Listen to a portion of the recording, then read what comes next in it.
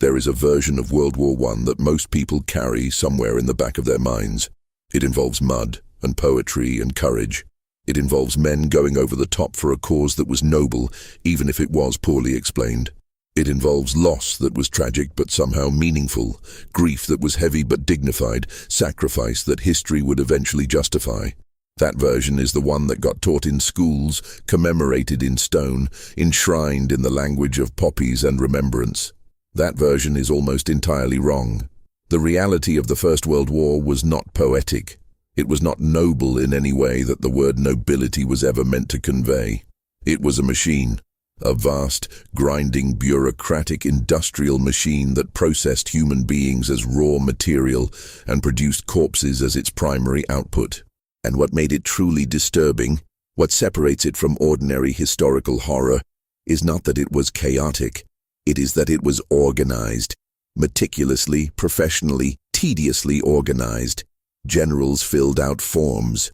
Quartermaster officers tracked ammunition expenditure per yard of ground gained. Medical officers classified wounds by severity and assigned them to evacuation categories. Supply chains delivered food, weapons, and body bags with roughly equal efficiency.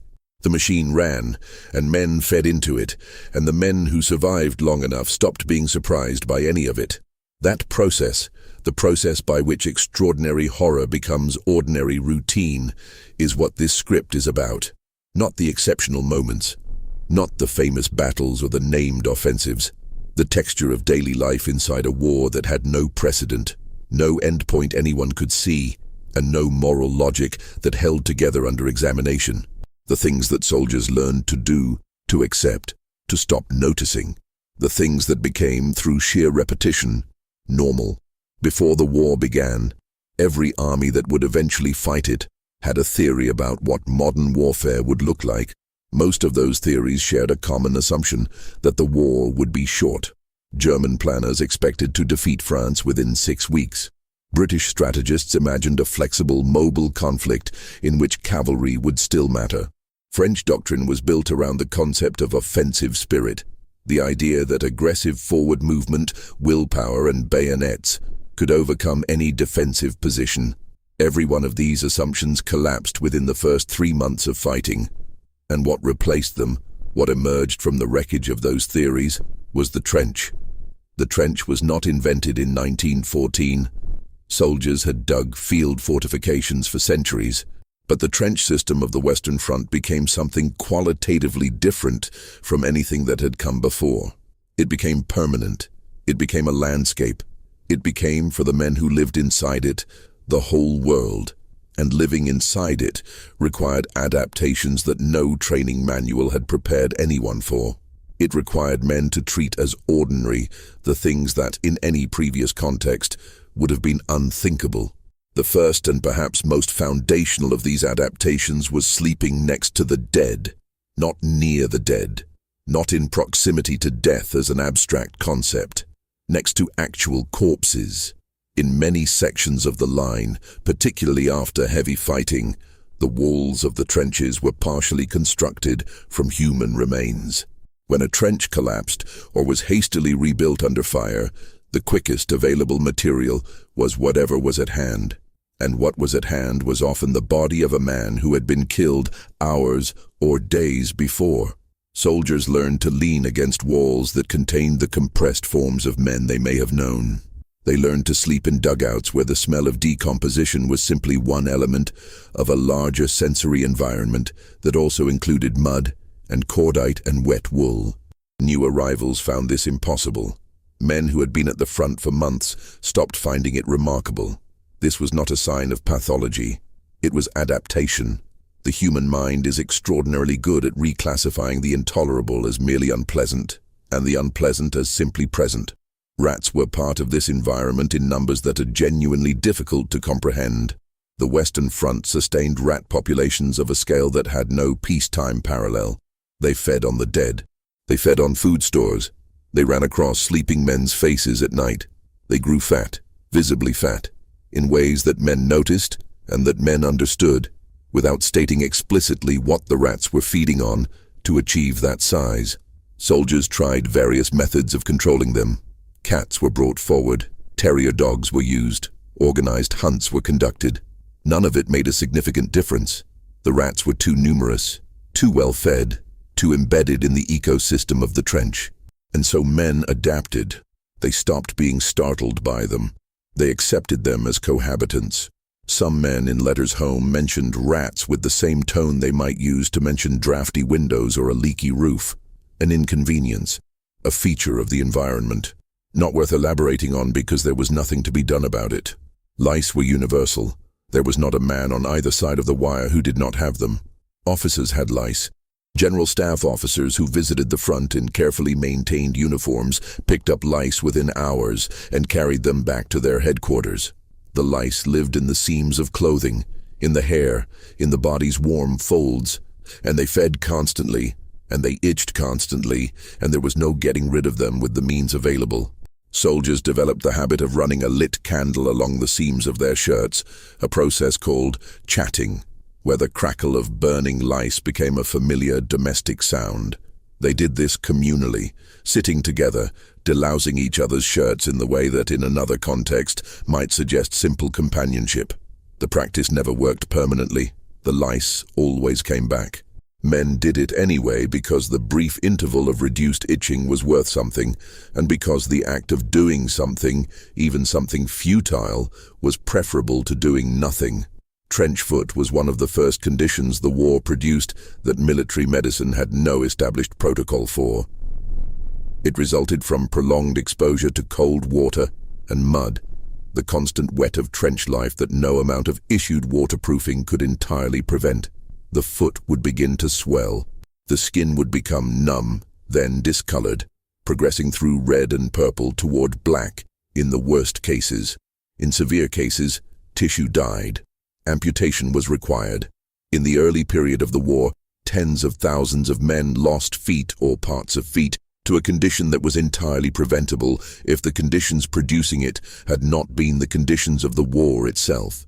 The response of the military system was characteristic. It issued orders requiring soldiers to rub whale oil into their feet and to change their socks regularly and to report to officers any sign of foot deterioration. These orders were issued with the implicit understanding that whale oil was frequently unavailable, that dry socks in a flooded trench were a theoretical rather than practical proposition, and that men who reported foot problems risked being accused of self-inflicted injury. Soldiers learned to manage the condition privately, to work through the numbness, to judge by remaining sensation whether they could still walk and therefore still function, and therefore still avoid medical evacuation and the complications that came with it. Gas was introduced to the war in April 1915 at Ypres, when German forces released chlorine along a 4-mile front. The effect on men who had no protection was catastrophic. The lungs filled with fluid. Men drowned in place.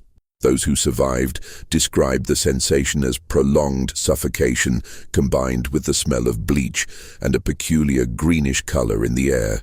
The initial response was improvised. Wet cloths held over the nose and mouth, sometimes urinated on, because the ammonia was believed to neutralize the chlorine. This was not incorrect. It was also not comfortable and not reliable and not sufficient for the subsequent agents that were introduced as the war progressed.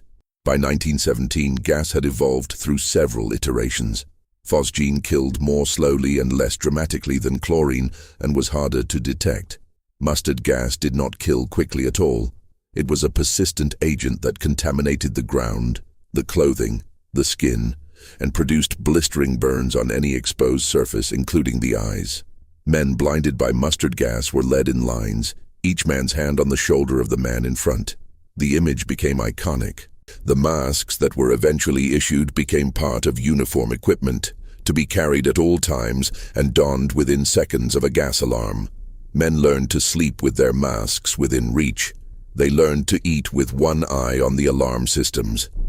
They became sensitive to particular smells, pear drops or freshly cut grass, or the scent of geraniums, which were the reported odors of various chemical agents, and which became, in the context of the front, not pleasant associations but warnings. Artillery defined the war in a way that nothing else did. The proportion of casualties caused by artillery fire has been estimated at somewhere between 50 and 60% of all wounds received on the Western Front. The sound environment of an artillery barrage was physically injurious independent of shrapnel. Men described being unable to think during heavy bombardment. Not just unable to think clearly, unable to produce sequential thought at all. The brain under sustained heavy artillery fire retreats to a different mode of functioning. The conscious mind essentially stops. What remains is something more primitive, reactive, physical. Men who survived days-long preparatory bombardments before major attacks described emerging from them with a vacancy in their eyes and a mechanical quality to their movements that officers noted with concern and then learned to ignore because it was universal. The body survived. The man inside the body would sometimes return. Sometimes he would not. The official diagnosis for what artillery did to the mind was shell shock, and the official attitude toward shell shock was, for most of the war, one of denial or suspicion. The condition was real. The mechanism was debated. The symptom presentation varied widely. Some men shook uncontrollably, some became mute, some developed paralysis that had no neurological explanation in the conventional sense. Some wept without stopping. Some could no longer close their eyes without seeing the specific things they had seen in the specific moments that had broken them. The military system's initial response was to classify many of these men as cowards or malingerers. Courts martial were convened. Men were threatened with punishment. Some were shot. The shooting of men for cowardice who were, in any meaningful clinical sense, suffering from severe psychiatric trauma caused by military service is one of the facts about the First World War that resists comfortable narration. It happened. It continued happening despite accumulating medical evidence that the conditions being punished were not moral failures, but injuries. The institutional logic that produced those executions was not sadistic. It was administrative. The system required soldiers to function. Men who could not function were a problem. Problems were resolved. This is what bureaucratic indifference looks like when it is pointed at human beings.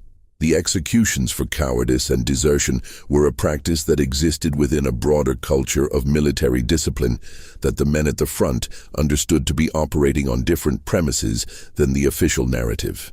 306 British and Commonwealth soldiers were executed during the war for various offences including cowardice, desertion, and striking an officer. The number is not large in the arithmetic of a war that killed millions. Its significance is different from its magnitude. Each man who was shot by members of his own unit, often men who knew him.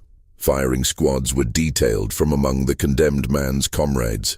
The officer responsible for the execution would sometimes administer the coup de grace with a revolver if the firing squad's aim had been poor, which was not uncommon because the men doing the shooting were not indifferent to what they were doing, regardless of what they were ordered to feel.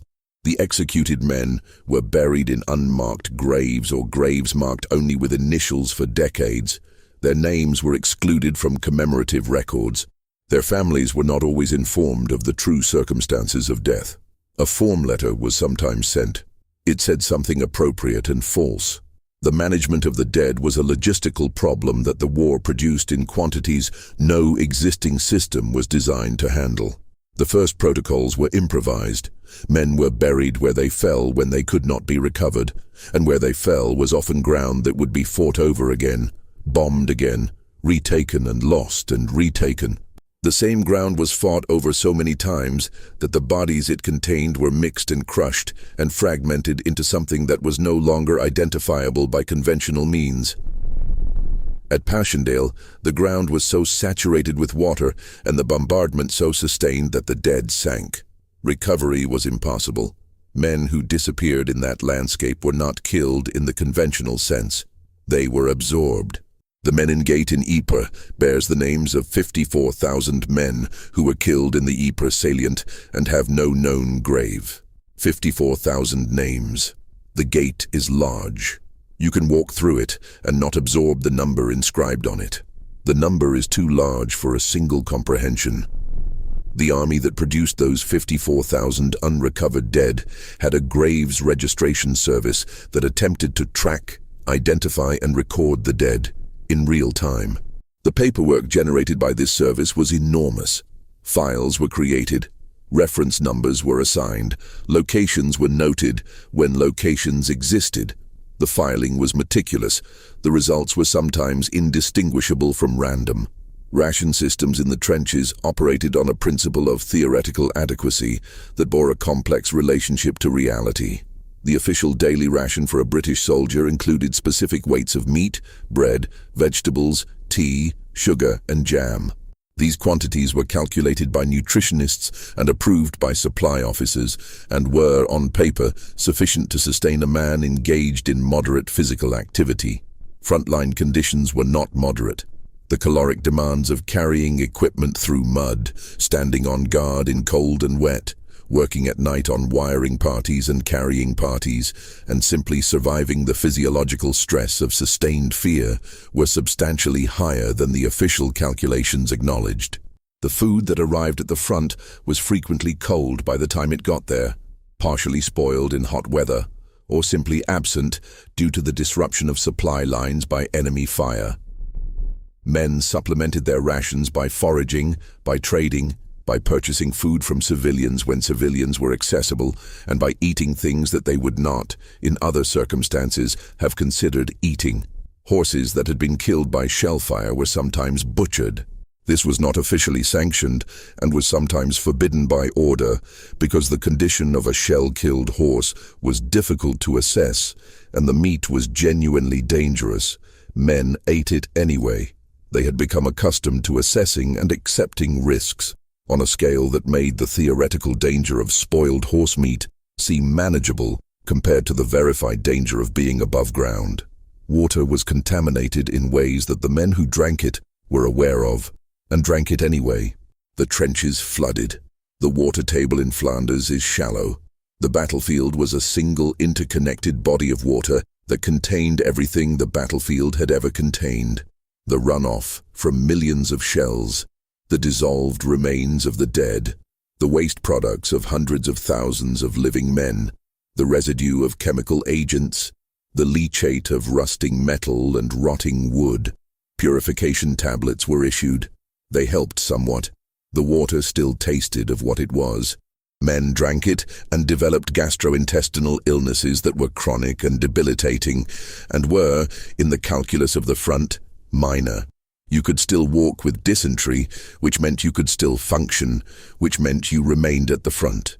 The rotation system that was supposed to cycle men between frontline duty, support positions, and reserve was designed to provide periodic relief from the most intense exposure. In practice, the system was chronically disrupted. Men who were supposed to be rotated out remained in the line for weeks beyond their scheduled relief because the relief unit had been committed elsewhere, because casualties had depleted the available rotation pool, because an offensive was planned and no movements could be authorized. The effect was cumulative.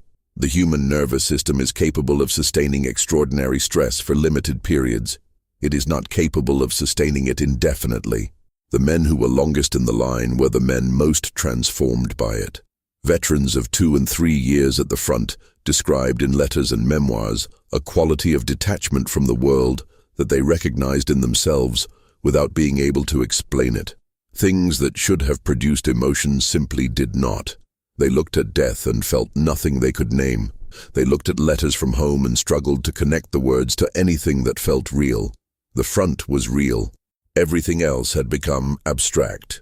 Leave was granted on a schedule that was insufficient by any reasonable calculation. British soldiers were entitled to approximately 10 days of leave per year in theory. In practice, the leave system was subject to the same disruptions as everything else, and many men served extended periods of many months without any leave at all. When leave was granted, men traveled back to Britain or France on trains and found themselves unable to communicate what they had experienced. This was not a failure of language in the simple sense. The gap between the front and home was not merely physical, it was experiential. A man who had spent 6 months in the trenches returned to a country where the war was understood through newspaper accounts and official communiques and the speeches of politicians. The country knew that men were dying. It did not know what dying in that context looked like, smelled like, felt like in the moment and in the days after. Veterans learned quickly that detailed accounts were not welcome. They were not welcome because they were unbearable to hear, and because the people who heard them could not do anything with the information.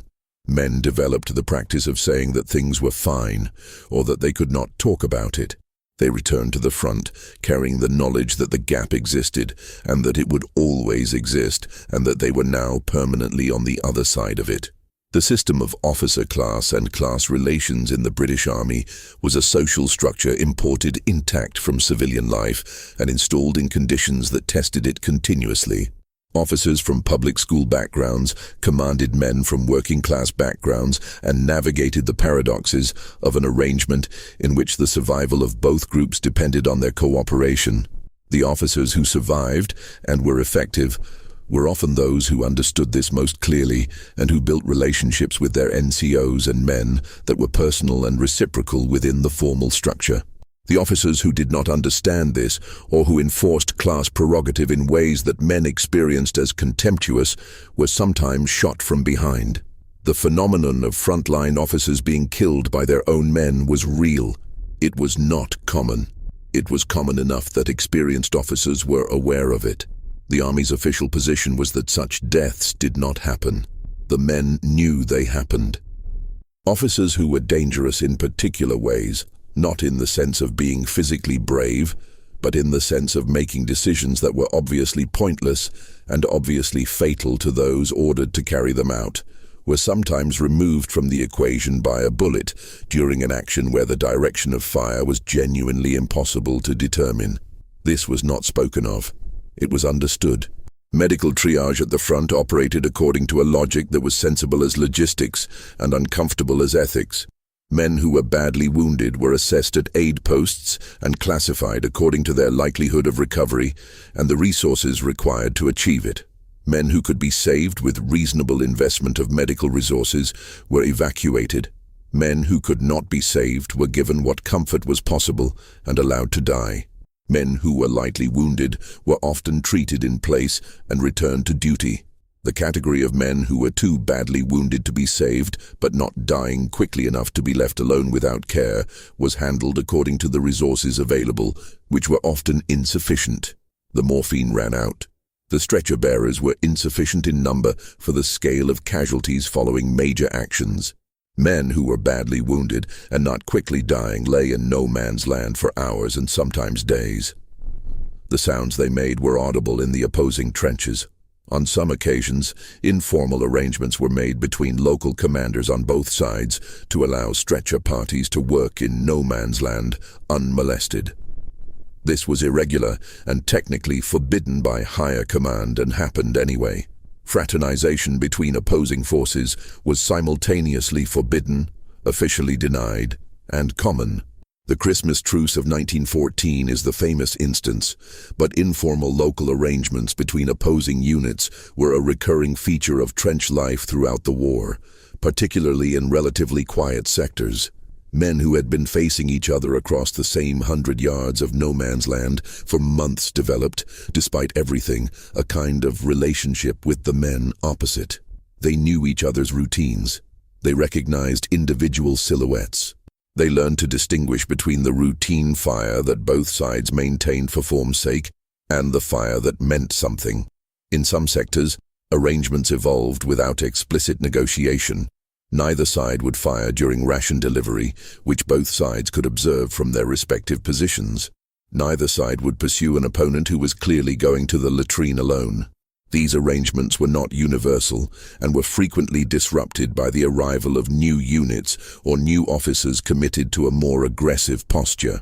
But they persisted in various forms because the men living inside the trench system understood, at a level below policy, that the man in the opposing trench was living the same life, eating the same inadequate food, developing the same lice, sleeping next to the same dead, being ground by the same machine.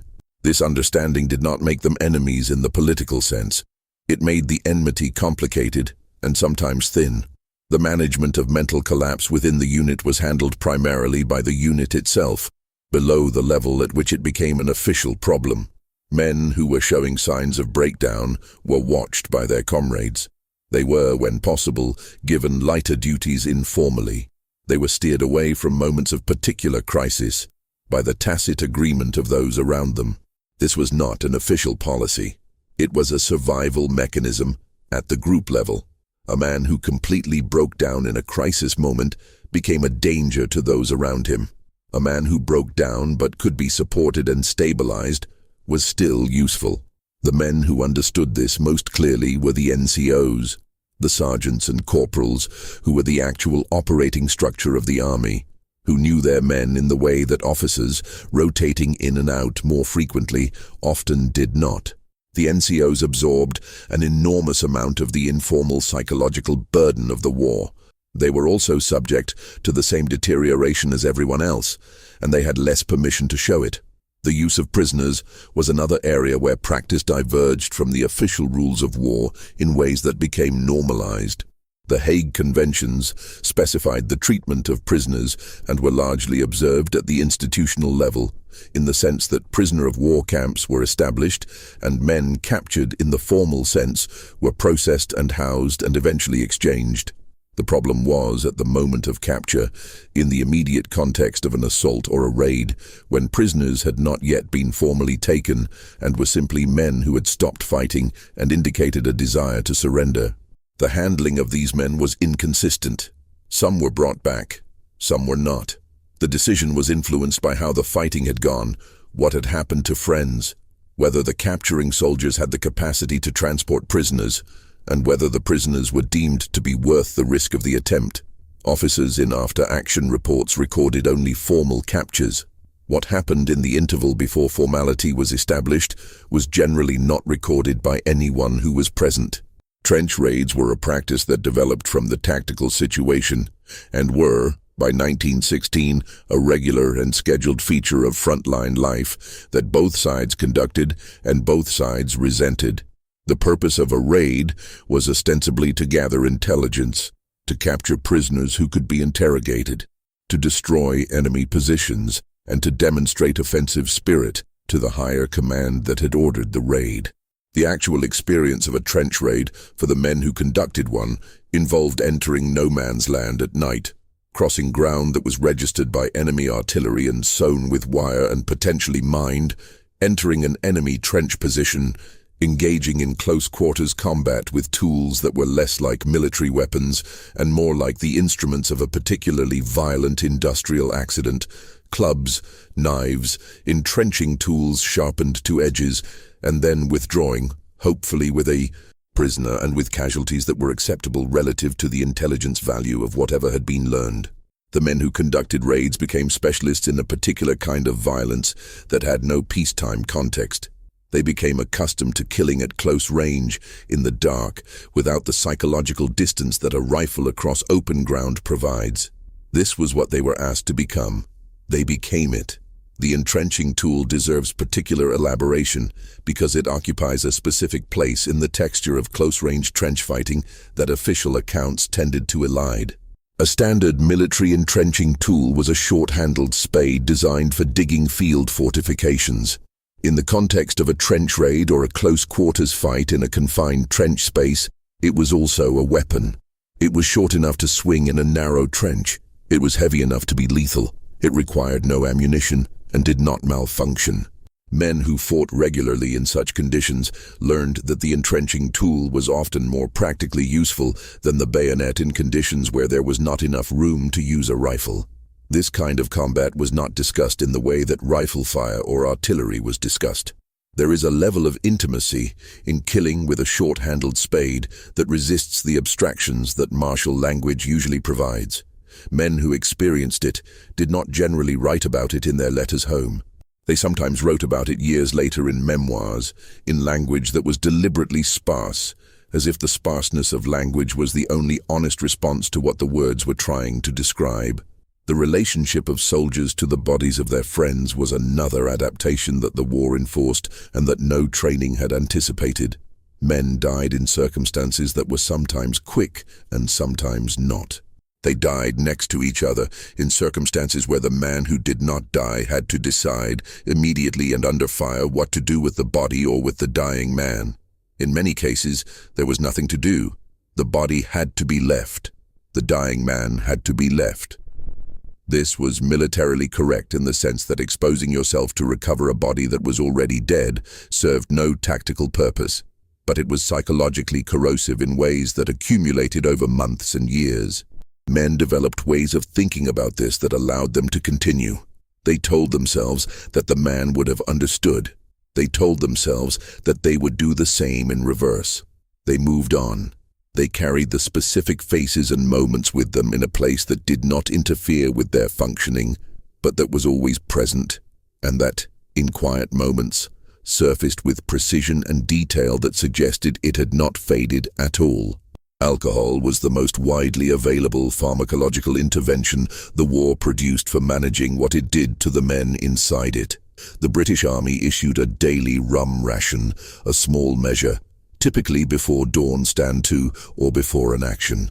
The rum ration is sometimes presented as a kind of military tradition, a comfort measure, a gesture. In the context of the war, it was something more clinical. It was a chemical tool for maintaining function in men who would otherwise be unable to function. It lowered fear to manageable levels for long enough to accomplish what needed to be accomplished. The ration was small because it needed to produce courage without producing incapacity. Officers who withheld it in a spirit of temperance were sometimes genuinely unpopular. Officers who supplemented it from private stocks on particularly bad days were sometimes remembered with specific gratitude. Men who had access to additional alcohol through purchase or capture used it, and the use was widely tolerated at the unit level because the alternatives were worse. The alternative to a man who drank to manage his fear was sometimes a man who had nothing to manage it with and who came apart in a moment that was costly to everyone around him. The relationship of the frontline soldier to the higher command was one of profound and largely unspeakable alienation that had no official existence.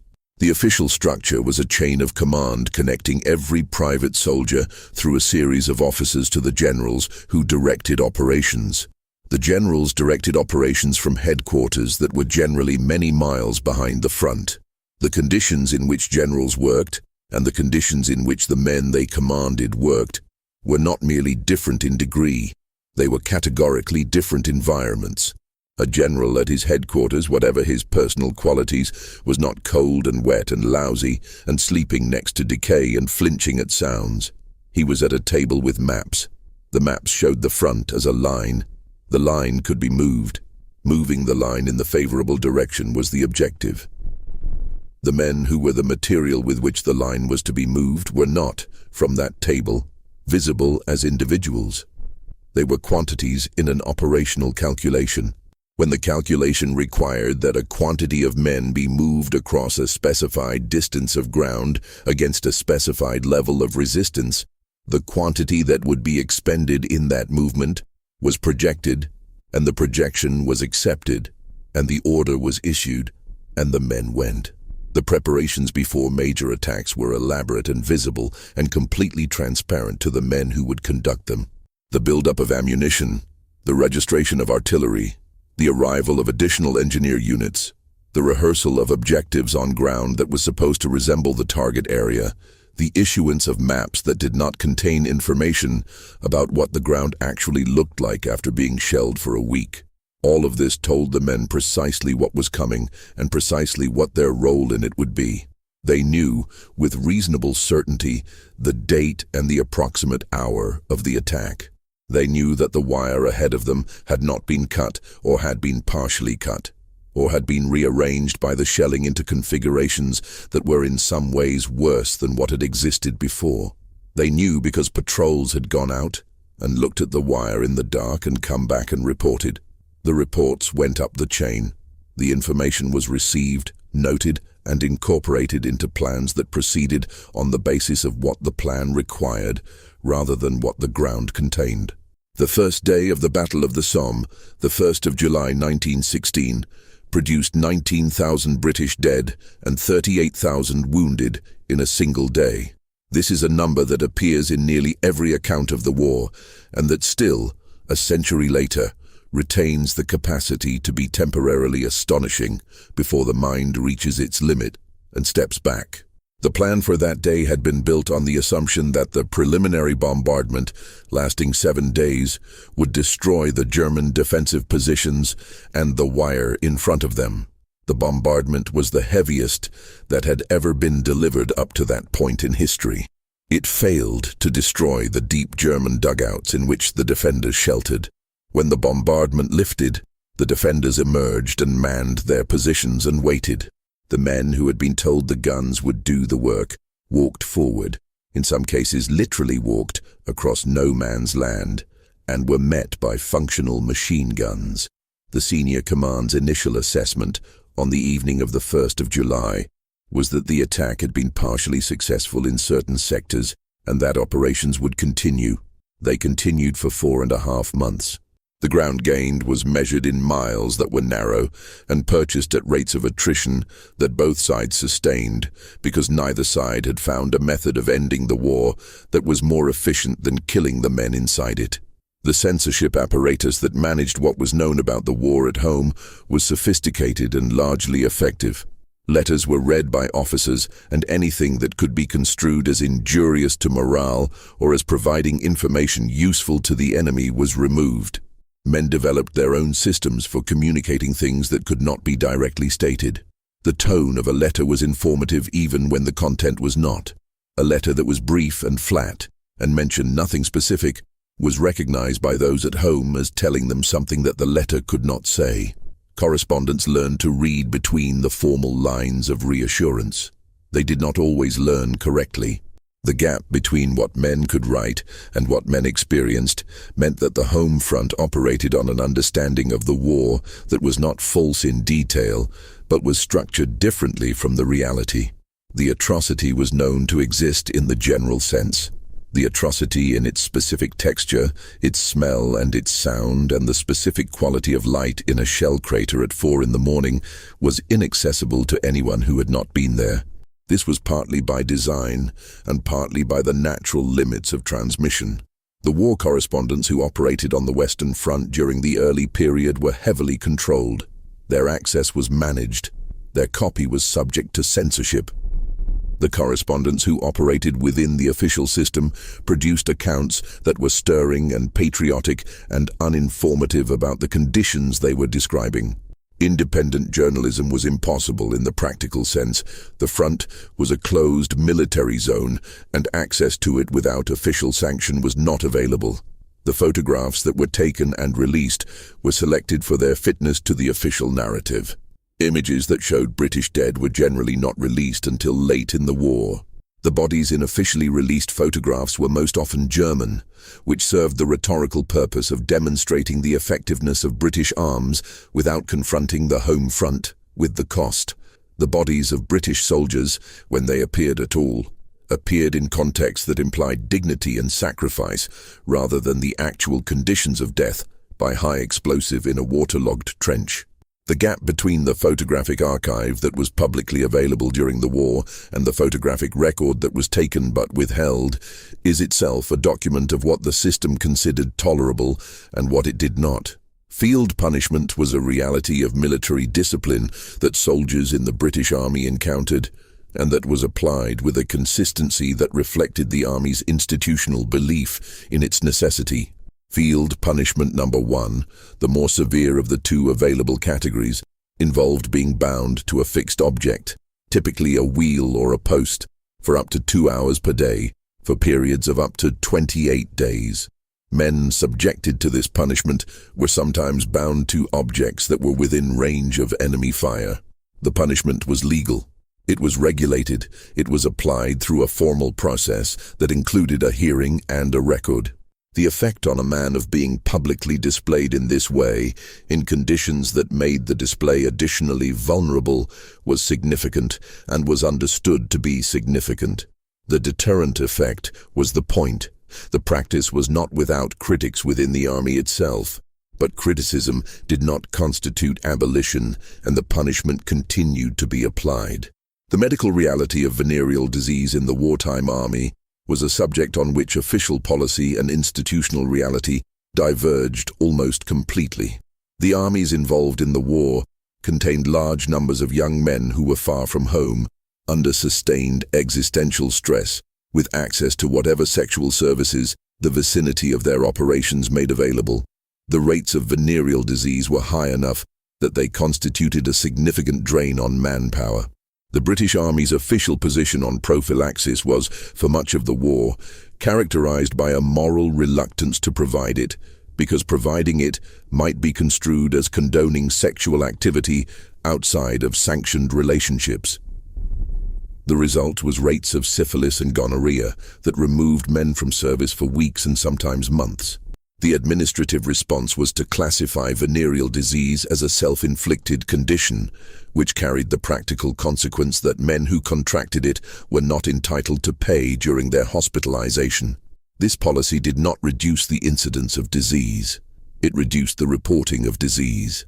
Men managed infections with private remedies and unreported symptoms for as long as they could, and reported to medical facilities only when the condition became too severe to conceal. The Army's records therefore undercount the true incidence substantially. The men who navigated this particular intersection of military medicine and institutional morality did so in private, which is where most of the private business of the war was conducted. The horses of the First World War are an element of its history that receives less attention than they deserve. 8 million horses died in the war. The figure is not a footnote. Horses were integral to the logistics of every army, for artillery transport, for supply, for communication, in ways that were only beginning to be supplemented by mechanization. They were present at the front in large numbers. They suffered from the same conditions as the men: the mud, the gas, the shell fire. They were wounded in ways that their physiology made particularly difficult to manage. A horse with a broken leg is not a fixable problem. A horse that has been gassed has the same capacity for suffering as a man who has been gassed, without the ability to report the specific nature of its distress. Veterinary services existed and were dedicated and chronically understaffed. The ratio of horses that received treatment to horses that did not is difficult to establish precisely. The animals that died from their wounds, or from disease, or from starvation, in conditions where their handlers could not provide adequate food, died in numbers that are themselves a kind of index of what the war consumed. The men who worked with horses often formed attachments to specific animals that were, in the emotional arithmetic of the front, significant. The death of a horse that a man had worked with for months was not trivial to that man, regardless of what the surrounding context was asking him to regard as trivial. The practice of using soldiers for experimental medical purposes, or of simply documenting the effects of injuries and conditions without adequate treatment, was a feature of military medicine in the war that operated at the intersection of genuine scientific inquiry and institutional indifference to the welfare of individual subjects. The scale and variety of injuries the war produced was, from a certain perspective, a medical research opportunity without precedent. Physicians who worked on the war's casualties were exposed to wound types, neurological presentations, and physiological stress conditions that had no peacetime equivalent. The documentation of these cases was extensive. The knowledge generated was genuinely useful for the development of trauma medicine, reconstructive surgery, neurology, and psychiatry. The men whose injuries and conditions generated this knowledge did not generally consent to being studied in the way that the term consent implies voluntary agreement. They were soldiers, in military hospitals, subject to military authority, in conditions where refusal of medical procedures was not meaningfully available. The physicians who studied them were, in many cases, sincerely trying to help them, and sincerely pursuing knowledge that would help future patients. The fact that the patients were also subjects without being informed of that dual status is a detail that the official histories of military medicine have sometimes noted and sometimes not. The resettlement of wounded men into civilian life was a process for which the British state, like every state involved in the war, was almost entirely unprepared.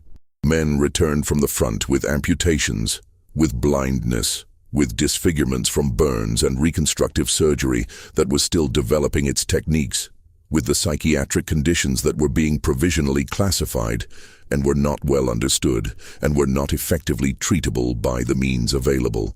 They returned to an economy and a social structure that had no established mechanisms for absorbing them. The pension system was insufficient. The employment opportunities for men with severe physical limitations were limited. The informal systems of family and community care were strained in communities where multiple men had been injured or killed. Men who could not manage on the available support did what people who cannot manage on available support tend to do. They managed, or they did not, privately without the apparatus of official record-keeping. The ones who did not manage are largely invisible in the formal historical record. Their names appear on no memorial. Their conditions generated no official documentation that survived. They are the part of the war's human cost that the official accounting system did not capture. The silence of survivors is itself a historical document of a particular kind. The men who came back from the Western Front and lived into the 1920s and 1930s, and in some cases beyond, were, as a population, remarkably reticent about their specific experiences in ways that were noted by their families, and that researchers and oral historians who worked with them later in life found to be consistent and deep. They would discuss the war in general terms.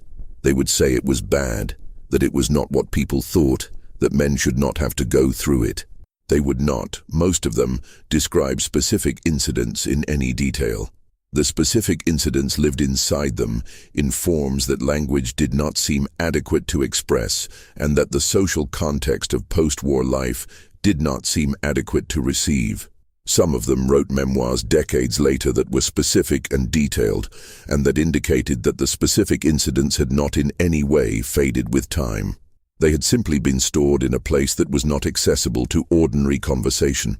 The ones who never wrote and never spoke in detail took their specific knowledge with them. The scale of what was taken is itself a kind of historical loss that cannot be inventoried because its contents are unknown. The long-term institutional consequence of the First World War was the normalization of the administrative structures and practices that had managed it. The pension offices that were inadequate continued in modified forms. The classification systems for casualties and disabilities generated by the war became templates for subsequent conflicts. The military medicine that developed through its application to the war's wounded became the foundation for the next war's military medicine. The bureaucratic systems that had moved millions of men to the front, managed their presence there, and processed their deaths, were not dismantled after the armistice. They were archived and modified and consulted when they became relevant again, which they did within 21 years. The men who had administered those systems, the generals and their staff officers, and the supply chain managers and the pension administrators and the courts martial officers, many of them lived long enough to see the next war begin. Some of them held positions in it.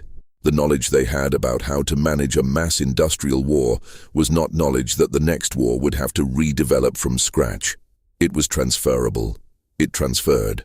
The armistice came on the 11th hour of the 11th day of the 11th month of 1918, and in the hours before it took effect, artillery continued to fire because the orders governing its use had not yet been superseded and because the men responsible for firing it had no authority to stop.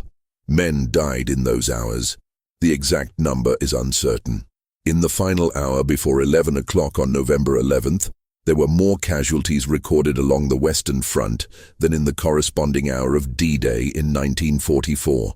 This is not widely known. It is in the records.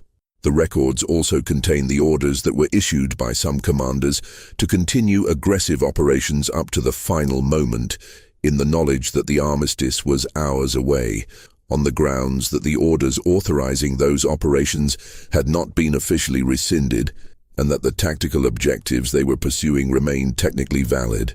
Men who died in those final hours received the same administrative processing as men who died in August 1914. Their deaths were recorded. Their next of kin were notified. Their names were eventually inscribed on memorials.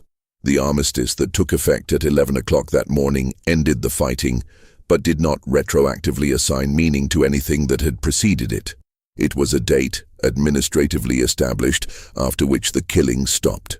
The reasons for which it had started had not been resolved. The territorial adjustments it produced would generate within a generation conditions for the next war. The machine had stopped. The machine had not been dismantled. The machine had merely paused, its files in order, its forms complete, its ledgers balanced to the last casualty, waiting.